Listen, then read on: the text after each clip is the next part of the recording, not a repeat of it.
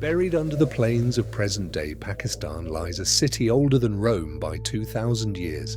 It had running water, covered sewers, a public pool, two-story houses, and then, around 1900 BCE, it simply stopped.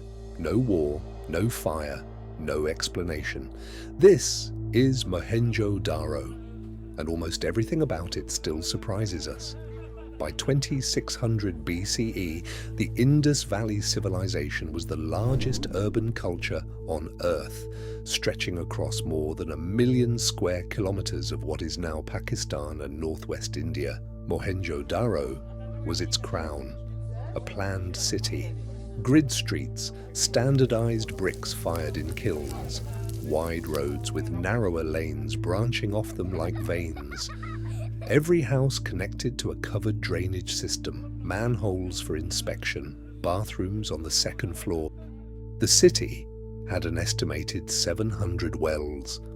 At its center stood the Great Bath, the world's earliest known public water tank, 12 meters long, sealed with natural tar to make it watertight, with wide staircases leading down into the water, built for ritual, built to last. And yet, no palace, no throne room, no king. Someone ran this city for 7 centuries. We have no idea who.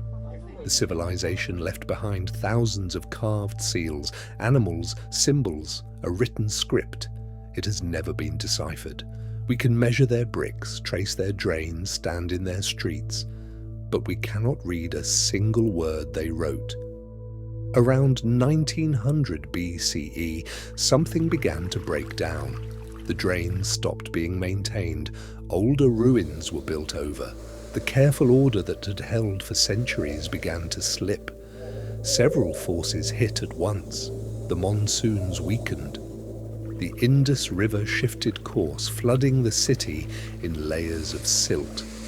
Their main trading partner, Mesopotamia, collapsed into political turmoil, cutting off the networks that had sustained them. There was no single catastrophe. The city didn't burn. It emptied. Over generations, people dispersed into smaller towns, took their skills elsewhere, and the great urban experiment quietly wound down. Today, the ruins are crumbling, threatened by salt erosion and neglect. But what Mohenjo Daro leaves behind is a question that hasn't aged. How do you build a city that works for everyone? How do you keep it running? And what happens when you stop? They asked it first, 4,500 years ago. We're still working on the answer.